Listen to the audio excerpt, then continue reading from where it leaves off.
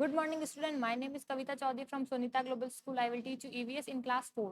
तो बच्चों, पिछली क्लास में हमने आपकी EVS की टेक्स्ट बुक से chapter number 2 new family members की रीडिंग की थी, जिसमें हमने पढ़ा था कि एक जो फैमिली होती है उसमें जो न्यू फैमिली मेंबर्स होते हैं वो कैसे आते हैं। या तो किसी कपल के जो है बेबी होती है यानी बच्चा पैदा होता है, या फिर जिन कपल्स के बच्चे नहीं होते वो अडॉप्शन एजेंसी से बच्चों को गोद लेते हैं, तो उनकी फैमिली में एक न्यू मेंबर आता है। उसके साथ ही हमने पढ़ा था कि जो मदर की हेल्थ है उसकी कितनी इंपॉर्टेंस होती है। जो मदर हेल्थ होती है उसकी भी, जैसे एक बच्चे है उसकी भी इंपॉर्टेंस है हेल्थ की, तो एक मदर की भी जो हेल्थ है उसकी इंपॉर्टेंस है। उसके बाद देखिए यहाँ पर मैंने आपको एक कोट नहीं पढ़ाया था, जिसमें देख यहाँ पे एक दे रखा है ब्रैकेट, जिसमें लिखा हुआ did you do you know, क्या आप जानते हो।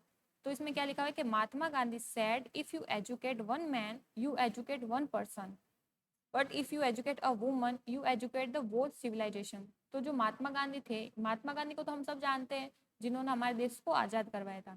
तो महात्मा गांधी ने कहा कि अगर आप एक आदमी को पढ़ाते हो तो सिर्फ आप एक आदमी को एजुकेट कर सकते हो यानी शिक्षित कर सकते हो, but if you educate a woman, but अगर आप एक औरत को पढ़ाते हो तो आप एक पूरी सिविलाइजेशन को यानी पूरी पीढ़ी को शिक्षित कर सकते हो।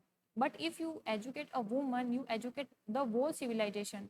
तो जैसे कि आपको पता है जो हमारी माँ होती है वो हमारी प्रथम गुरु होती है, वही हमें चलना फिरना हमें लिखना पढ़ना तक सिखाती है। इसलिए महात्मा गांधी ने कहा है कि अगर आप एक महिला को पढ़ाओगे तो वो अपने बच्चों को अच्छे संस्कार देगी, अपनी पीढ़ी के लोगों को, मतलब जो उनकी पीढ़ी के जो बच्चे होंगे उनको शिक्षित करेगी। बाकी तो यही दे रखा है, बाकी तो सारा हमने चैप्टर रीड कर लिया था। और देखते हैं, तो एक और ये भी था कि कुछ एनिमल्स जो होते हैं वो अपने बच्चों को जन्म देते हैं, और कुछ ऐसे एनिमल्स होते हैं जो बच्चों को जन्म नहीं देकर पहले अंडे देते हैं। उन अंडों में जो है बच्चे जो है डेवलप होते हैं, और डेवलपमेंट हो जाने के बाद वो जो बच्चे होते हैं वो अंडे को फोड़कर बाहर आ जाते हैं। तो यही था। अब देखिए ये तो हो गए हमारे चैप्टर की रीडिंग। अब मैंने बोला था कि नेक्स्ट क्लास में हम इस चैप्टर के क्वेश्चन आंसर के बारे में डिस्कस करेंगे। तो आज की क्लास में हम इस चैप्टर के क्वेश्चन आंसर डिस्कस करेंगे, उससे पहले हम इस चैप्टर के कुछ डिफिकल्ट वर्ड्स पढ़ेंगे। अब डिफिकल्ट वर्ड्स क्या होते हैं, कई बार बच्चे जो होते हैं कुछ वर्ड्स का प्रोनाउंसिएशन अच्छे से नहीं करते या फिर उनकी स्पेलिंग में मिस्टेक कर देते हैं, तो हम उनको अपनी कॉपी में डिफिकल्ट वर्ड के तौर पर लिखते हैं। तो देखते हैं डिफिकल्ट वर्ड क्या है इस चैप्टर के। तो देखिए सबसे पहले लिखेंगे ईवीएस की कॉपी में क्लास वर्क और डेट लगाएंगे। उसके बाद chapter number 2 new family members की हेडिंग लिखेंगे, यानी चैप्टर का नेम हो गया। उसके बाद डिफिकल्ट वर्ड्स हेडिंग लगाएंगे, और जिसमें अब फर्स्ट जो डिफिकल्ट वर्ड है वो है इंपॉर्टेंस। इंपॉर्टेंस का मीनिंग होता है महत्व। उसके बाद है केयरफुली, केयरफुली का मीनिंग होता है सावधानी पूर्वक। तीसरा है वैक्सीनेशन, वैक्सीनेशन का मीनिंग होता है जो छोटे बच्चे होते हैं उनको टीका लगाया जाता है, जिसे हम टीकाकरण कहते हैं। जो टीकाकरण होता है वो बच्चों को कई बीमारियों से बचाता है, तो इसे वैक्सीनेशन कहते हैं। फोर्थ है पीडियाट्रिशियन, यानी कि जो बच्चों का चिकित्सक होता है उसे हम पीडियाट्रिशियन बोलते हैं। फिफ्थ है हाइजीन, हाइजीन का मीनिंग होता है सफाई। सिक्स है अडॉप्शन एजेंसी, यानी कि वो एजेंसी जहाँ से बच्चे लोग गोद लेते हैं, यानी बच्चों को गोद देने वाली एजेंसी अडॉप्शन एजेंसी। सेवंथ है कैरेक्टरिस्टिक्स, कैरेक्टरिस्टिक्स का मीनिंग होता है गुण। जैसे कि वो शाहिबा नाम की लड़की थी जिसको मिस्टर एंड मिसेस गुप्ता ने अडॉप्ट किया था यानी गोद दिया था, उसमें कई ऐसे गुण थे जो कि उन दोनों से मिलते थे, जबकि उन दोनों ने उसको जन्म भी नहीं दिया था।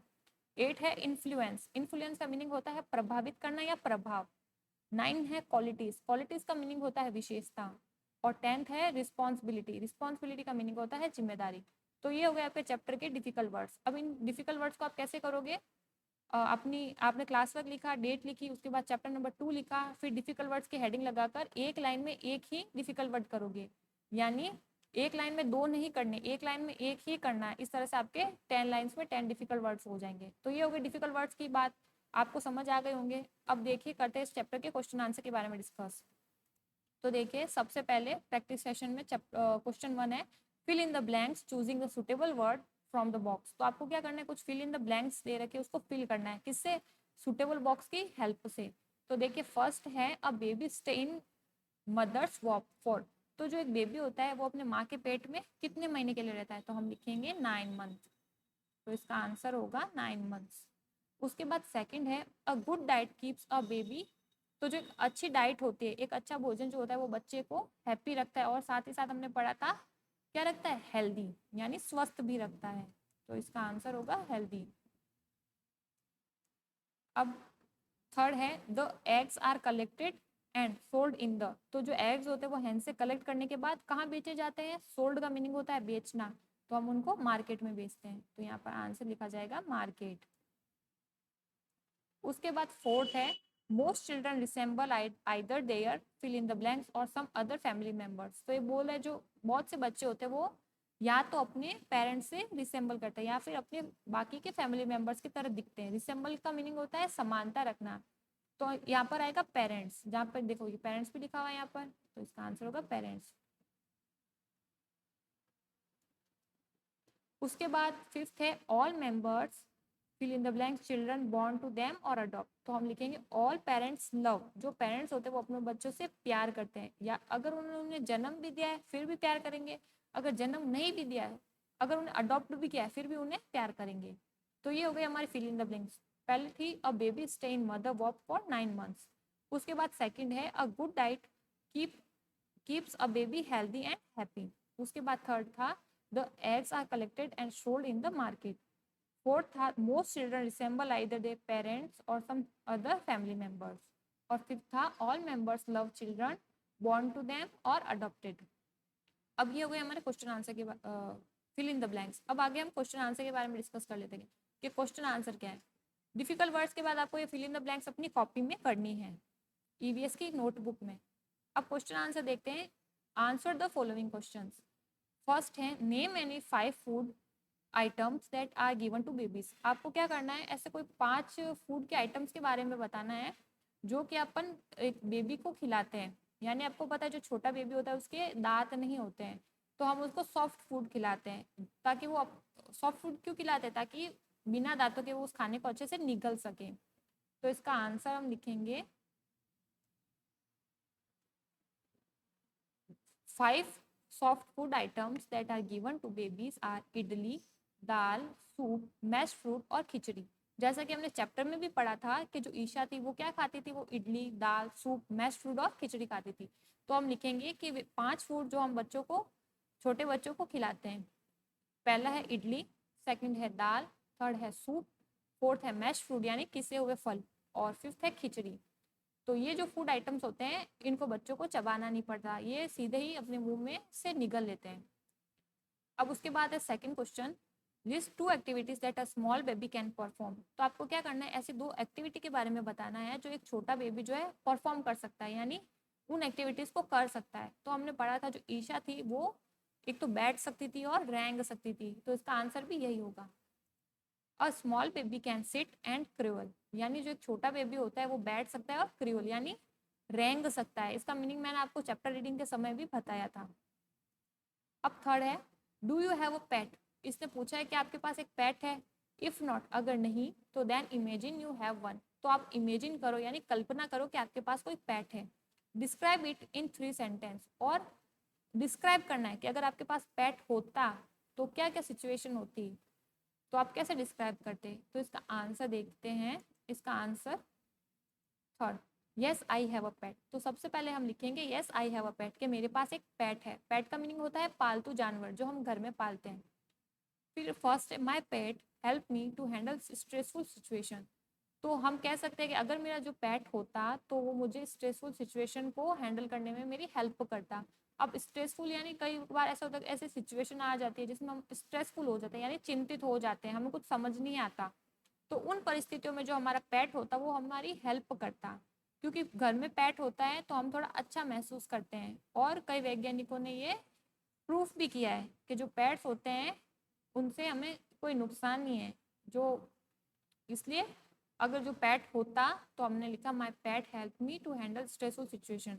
तो जो मेरा पेट है वो मुझे स्ट्रेसफुल सिचुएशन को हैंडल करने में मदद करता है। फिर सेकंड हम लिख सकते हैं when I am playing with them realise feel good. तो जब मैं उसके साथ खेलता हूँ तो मैं अच्छा महसूस करता हूँ। रिलाइज का मीनिंग होता है महसूस करना। तो हमने लिखा कि when I am playing with them, जब मैं उसके साथ खेलता हूँ तो मैं अच्छा फील करता हूँ, अच्छा महसूस करता हूँ, रिलाइज फील गुड। और थर्ड हम लिख सकते हैं it brings me happiness and humour. तो हम लिख सकते हैं थर्ड के जो मेरा पेट है वो मेरे लिए हैप्पीनेस और खुशी लेकर आता है। हैप्पीनेस, खुशी और ह्यूमर यानी हाथ से लेकर आता है। कई बार हम पेट्स को देखते हैं वो कैसी कैसी हरकतें करते हैं तो हमें हंसी आ जाती है उन्हें देखकर कि ये भी ऐसा कर सकता है। तो हम कह सकते हैं कि it brings me happiness and humour. अगर मेरा पेट होता तो वो मुझे खुशी देता और मुझे हंसाता, मेरे लिए ह्यूमर लेकर आता, ह्यूमर बोलते हैं इसको। अब फोर्थ है, name 2 things that you must keep in mind if you are planning to have a pet. तो आपको ऐसी 2 चीज़ों के बारे में बताना है। अगर आप किसी पेट को लेने के बारे में सोच रहे हो, प्लानिंग कर रहे हो घर में पेट को लाने की, तो आप क्या 2 चीज़ें अपने माइंड में रखते हैं। क्योंकि पेट हम अगर लेकर आते हैं तो हम काफ़ी ज़्यादा डिस्कस करते हैं फैमिली मेम्बर्स के। अगर पेट ला रहे हैं तो हम उसको कैसे रख सकते हैं, उसको रखने से हमें तो कोई प्रभाव नहीं पड़ेगा हमारी फैमिली पर, या हम तो उस चीज़ से इफेक्ट नहीं होंगे। तो सबसे पहले तो अगर हम पेट ला रहे हैं अपने घर में तो हमें सबसे पहले पेट के बारे में सोचना चाहिए, उसके बाद हमारे बारे में। क्योंकि अगर आप पेट रख सकते हो तो आपको पेट लेना चाहिए, पर अगर आप नहीं रख सकते तो आपको पेट जो है उसकी प्लानिंग नहीं करनी चाहिए। तो इसका आंसर हम इस तरह से लिख सकते हैं, 2 things that I must keep in mind if I planning to have a pet. तो दो वे ऐसी चीज़ें, दो मैं थिंग्स यानी ऐसी सोच जो मैं अपने माइंड में रखता पेट लेने से पहले। एक हो सकती है my house should be safe for my pet. एक हो सकती है कि अगर मैं कोई पेट खरीद रहा हूँ यानी पेट को घर पे ला रहा हूँ, तो सबसे पहले बात है कि मेरा जो घर है वो पेट के लिए सेफ होना चाहिए, यानी उसके लिए सुरक्षित होना चाहिए। और सेकंड थिंग ये हो सकती है कि there should be enough space for them in the home. और सेकंड ये हो सकती है कि अगर मैं पेट ला रहा हूँ तो घर में उसको रहने के लिए पर्याप्त जगह भी होनी चाहिए। क्योंकि देखो एक डॉग होता है, उसको भी एक स्पेस चाहिए होती है रहने के लिए, वो इधर उधर तो घूम नहीं सकता, तो एक ना एक जगह तो उसको रहने के लिए चाहिए। तो सेकंड थिंग ये हो सकती है कि there should be enough space for them in the home. तो उसको उसके लिए घर में रहने के लिए, उसके घर में रहने के लिए घर में एक पर्याप्त जगह भी होनी चाहिए। तो फोर्थ क्वेश्चन था कि 2 things that I must keep in mind in if I planning to have a pet. अगर मैं घर में पेट ला रहा हूँ तो मैं 2 चीज़ें ध्यान में रखता। एक कि जो मेरा घर है वो मेरे पेट के लिए सेफ हो, यानी उसके लिए सुरक्षित हो, my house should be safe for my pet. और सेकंड हो सकता है there should be enough space for them in the home, और उसके लिए घर में एक पर्याप्त जगह भी होनी चाहिए रहने के लिए। तो क्वेश्चन आंसर तो इतने ही हैं, बाकी तो आपके कुछ प्रोजेक्ट सेशन दे रखा है जिसमें हमको कुछ डिस्कस करना है, ये हम अगली क्लास में करेंगे। क्वेश्चन आंसर में तो सबसे पहले मैंने आपको डिफिकल्ट वर्ड्स करवाए थे, उसके बाद फिल इन द ब्लैंक्स, और फिर कुछ क्वेश्चन आंसर थे जिसके बारे में हमने डिस्कस कर लिया है।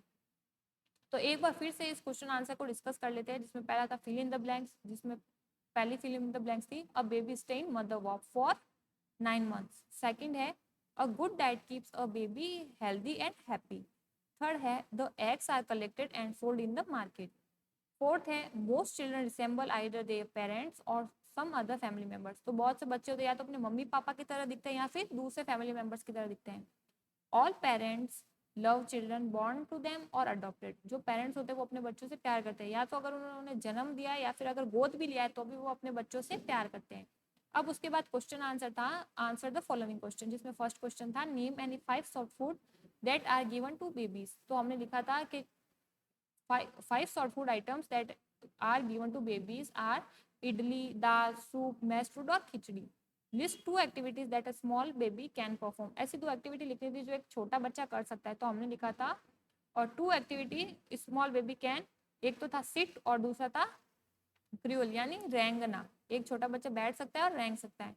फिर थर्ड था कि do you have a pet. अगर आपके पास पेट है, अगर नहीं है तो इमेजिन करो कि अगर आपके पास पेट होता, और उसको हमें 3 सेंटेंस के द्वारा बताना था। तो हमने लिखा था कि यस आई हैव अ पेट, मेरे पास पेट है। अगर मेरे पेट होता तो मुझे स्ट्रेसफुल सिचुएशन को हैंडल करने में मेरी हेल्प करता, और जब मैं उसके साथ खेलता हूँ तो मैं अच्छा महसूस करता हूँ। When I playing with them realise feel and good. और थर्ड हम लिख सकते थे, लिखा है हमने कि it brings me happiness and humour. वो मेरे लिए खुशी और मेरे लिए हंसी लेकर आता है। तो ये हो गए इस चैप्टर के क्वेश्चन आंसर, ये यहाँ तक ही है। उम्मीद करती हूँ आपको अपने ईवीएस का जो चैप्टर है वो समझ आ गया है और किस तरह से काम करना है वो भी समझ आ गया है। आज की क्लास में तो हम इतना ही करेंगे, नेक्स्ट क्लास में हम कुछ एक्टिविटीज़ है उसके बारे में डिस्कस करेंगे। तब तक के लिए stay home, stay safe, thank you.